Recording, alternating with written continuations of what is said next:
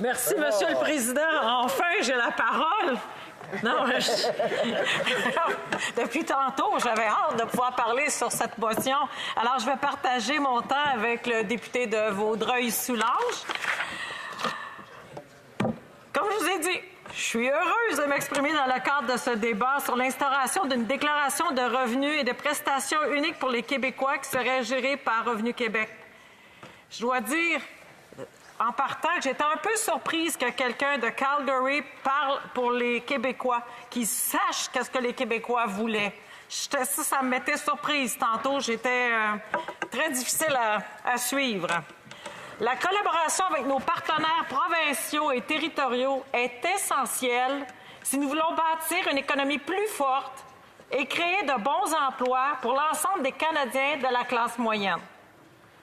Notre gouvernement est conscient du fait que les gouvernements provinciaux et territoriaux sont confrontés aux mêmes défis que le gouvernement fédéral. Nous reconnaissons aussi le rôle crucial que joue la communication dans l'avancement des efforts que nous déployons pour relever ces défis. Pour assurer une gouvernance efficace, tous les ordres de gouvernement doivent travailler en ce partenariat. C'est ensemble que nous réussissons à apporter des changements positifs. Depuis l'élection d'un gouvernement au Québec en octobre dernier, notre gouvernement s'est employé à bâtir avec lui une relation fondée sur la confiance et le dialogue.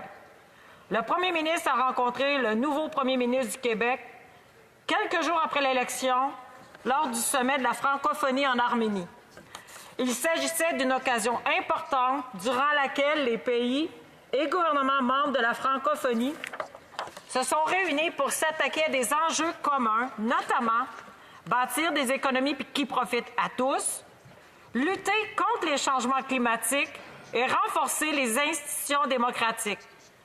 Lors de leur entretien, les deux premiers ministres ont convenu de travailler ensemble pour relever des défis communs, soit, entre autres, attirer des investissements étrangers et créer des opportunités pour tous les Canadiens. Nos priorités communes ont été clairement établies. Ensemble, nous continuons à défendre les travailleurs, à créer de bons emplois et à bâtir une économie forte pour l'ensemble des régions du Québec. Nous avons travaillé avec des gouvernements provinciaux et territoriaux de tous les partis. Améliorer la vie des Canadiens, ce n'est pas une question partisane. Au Canada, les ministres provinciaux et fédéraux ont rapidement établi un dialogue et, depuis, se sont concentrés à plusieurs reprises dans le cadre de réunions multilatérales, c'est-à-dire fédérales, provinciales et territoriales, et bilatérales pour discuter des enjeux d'intérêt commun et les faire progresser. En décembre dernier, lors de la rencontre, l'ensemble des premiers ministres ont identifié des points communs entre les gouvernements, notamment en ce qui concerne l'économie, l'environnement et le transport. Cette rencontre avait lieu à Montréal et était la première réunion des premiers ministres tenue au Québec depuis un demi-siècle. Cela démontre aussi notre volonté de donner une nouvelle impulsion à notre collaboration.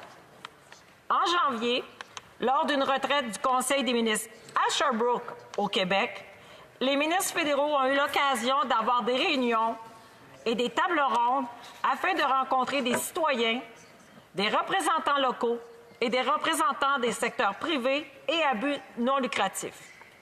Cette retraite fut une occasion privilégiée pour nous de parler directement avec les Québécois au sujet de leurs préoccupations et de leurs priorités dans leur vie quotidienne. Au cours de cette visite, le premier ministre du Canada a rencontré le premier ministre du Québec pour discuter d'enjeux d'intérêt commun, notamment le renforcement de l'économie, l'investissement dans les infrastructures.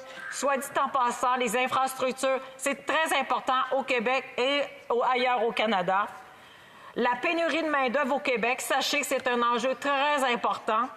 Je veux juste faire une parenthèse sur ce que le collègue précédent a dit tantôt de Lac-Mégantic-l'Érable, qui était prête à prendre les 5500 employés et les envoyer ailleurs. Si c'est ça, améliorer la qualité de vie des gens, j'en reviens tout simplement pas. C'est pas vrai qu'on enlève 5500 employés et qu'on les change de place facilement comme ça. C'est pas vrai, surtout quand ils sont à Jonquière et à Shawinigan. Et bien sûr, on a aussi parlé de l'immigration. Cette discussion a mis en évidence des enjeux importants pour le Québec, à savoir l'immigration et le rôle essentiel que joue le développement des compétences dans la croissance de l'économie québécoise. Comme c'est le cas à l'échelle du Canada, les besoins sont à la hausse en raison du vieillissement de la population, de l'évolution dans le domaine des échanges commerciaux et des nouvelles technologies qui sont très fortes au niveau de la région de Montréal. L'économie du Québec est aujourd'hui plus forte qu'il y était il y a 3 ans. Je peux vous en témoigner parce qu'il y a 3 ans, dans Rivière-des-Mille-Îles, ma circonscription, ce que j'entendais aux portes, c'est qu'il y avait toujours dans les couples un des 2 emplois qui était précaire. Maintenant, l'économie va franchement beaucoup mieux. Puis ça, c'est depuis que notre gouvernement est arrivé au pouvoir. Au cours des 3 dernières années, le gouvernement du Canada a signé un certain nombre d'accords bilatéraux avec le gouvernement du Québec, dont des accords asymétriques importants dans le secteur des soins et de la santé, qui étaient principalement sur la santé mentale, qu'on sait que c'est très important, ainsi que les soins à domicile pour nos aînés, et celui de l'apprentissage et de la garde des jeunes enfants. De plus, nous avons collaboré étroitement pour répondre à des besoins en matière d'infrastructure, d'agriculture et d'environnement. Plusieurs négociations bilatérales sont en cours en ce qui concerne l'indemnisation par le gouvernement fédéral pour l'hébergement temporaire des demandeurs d'asile, les ententes de transfert relatives au marché du travail et la conclusion d'une entente de nature asymétrique sur le logement. Nous avons observé des résultats encourageants et nous avons forgé avec le nouveau gouvernement du Québec une relation axée sur la collaboration qui devrait permettre la signature de ces ententes et d'autres ententes au cours des prochains mois. Nous sommes fiers d'aider à bâtir un Québec qui répond aux préoccupations de ses citoyens. Qu'il soit question d'infrastructure, d'agriculture, de soins de la santé ou de lutte contre le changement climatique, le gouvernement du Canada veut que les Québécois sachent qu'il est leur partenaire. Le partenariat qui unit l'Agence du revenu du Canada à celui de Revenu Québec depuis des décennies assure aux Québécois un régime fiscal efficace qui respecte l'autonomie du Québec et assure de bons emplois en région. Je le répète encore, c'est 5 500 emplois au Québec qui sont à Shawinigan et en même temps à Jonquière, qui sont des régions. Le Québec est la seule province au Canada ayant une administration fiscale autonome pour la perception de ses impôts aux particuliers et aux entreprises. C'est le choix qu'ont fait les Québécois et nous l'avons respecté. Nous avons réalisé beaucoup de progrès au chapitre du rétablissement et du renforcement des liens entre le gouvernement du Canada et le gouvernement du Québec. Et nous continuerons toujours à faire de même. Les Québécois ne méritent rien de mieux. Merci, Monsieur le Président. Qu'est-ce que c'est un commentaire? L'honorable député de Rivière-du-Nord. Merci, Monsieur le Président. Monsieur le Président, comment peut-on faire confiance? J'aimerais que ma collègue d'en face me réponde. Écoutez, ce gouvernement-là n'a pas été capable de respecter une seule de ses promesses depuis qu'il a été élu, à part légaliser le pot, puis ça, il l'a fait tout croche. Ils ont été incapables de lutter contre les paradis fiscaux. Ils donnent même des contrats à KPMG qui nagent dans nos troubles à ce niveau-là. Et ils n'ont même pas été capables de signer des chèques de paye à leurs employés.